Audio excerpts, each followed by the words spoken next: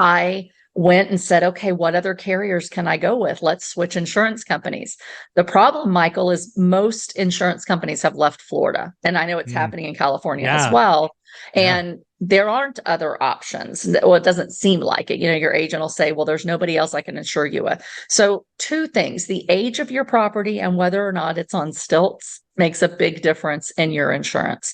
There's also something called wind mitigation. And if you do certain things to have better likelihood that wind and hurricanes aren't going to blow off your roof and blow the house off the stilts or blow out your windows, you can get substantial discounts and credits. And so what I did is I went to my broker and she said, I can't get you anything else. Your property's too old. It was built in the 80s.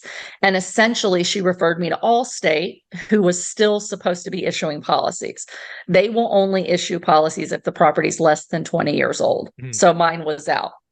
They then referred me to someone else who has hard to handle, you know, cases, which is basically anything older than 20 years old. And that agent said, hey, there's something called Citizens Insurance, which is basically somewhat subsidized in cooperation with the state of Florida. And they're basically the insurer of last resort. So we look at the Fed as the lender of last resort. These are the insurer of last resort. And what they'll do is they will give you the policy for hurricane coverage, wind and hurricane. So it doesn't cover your normal things like a fire or a hailstorm or whatever. It's just meant to protect you from hurricanes.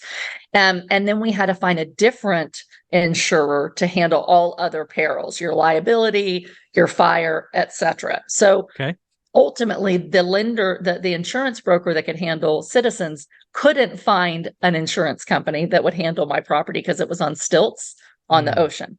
So he referred me to another insurance broker. So Michael, I now have 3 insurance companies, 3 insurance brokers, one for flood, one for hurricane, and one for all other perils. But by doing that, I just finally got everything bound today. By doing that, the combination of my 3 policies added up to $12,300. Instead of $22,000 and a little more than $300. So I've saved $10,000 by not giving up and saying there's got to be other options. And so that's a huge difference in your cash flow and your returns. And there's no guarantee it's not going to go up even more next year. So any of you that are in Florida, I will put the link to my broker's name that has the wind and hurricane coverage, because that's the hardest piece to get.